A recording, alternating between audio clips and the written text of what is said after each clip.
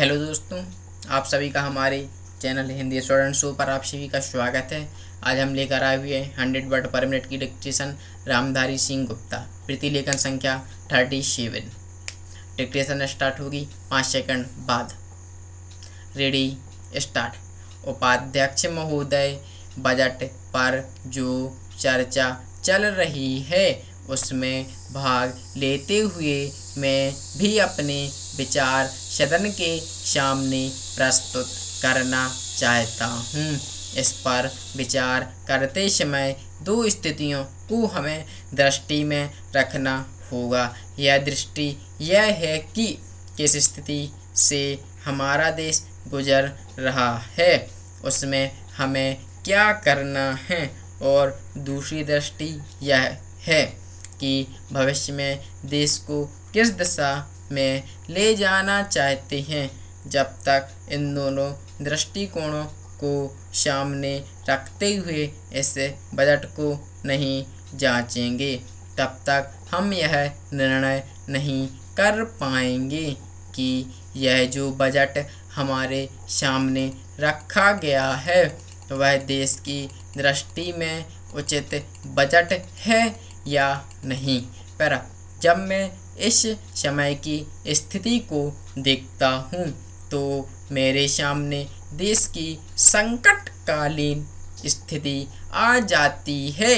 किस तरह से चीन और पाकिस्तान की तरफ से हमको खतरा है, किस तरह से वे देश पर हमला करना चाहते हैं, और किस तरह से हमारी आपसी एकता को मिटाकर हमको लड़ाकर देश में देशद्रोह फैलाना चाहते हैं।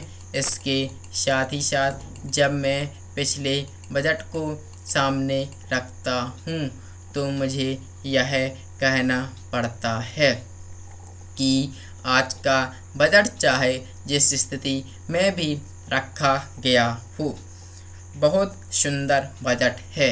एक ईमानदार कोशिश हमारे वित्त मंत्री महोदय ने इस बजट को तैयार करते समय की है, लेकिन यह राजनीतिज्ञ की दृष्टि से जब मैं देश की भविष्य की ओर देखता हूँ तो मुझे यह कहने में कोई संकोच नहीं होता है कि कोई विशेष समाधान इस बजट से नहीं निकलता।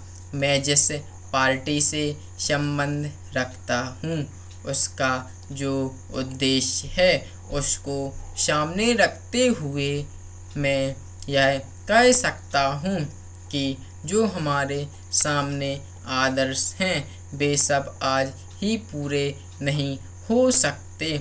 हमारे वित्त मंत्री या हमारी सरकार आज ही सब कुछ नहीं कर सकती या स्वर्ग लाकर हमारे सामने खड़ा नहीं कर सकती, लेकिन फिर भी यह मैं अवश्य देखना चाहता हूँ कि हमारा देश आगे बढ़ रहा है या नहीं।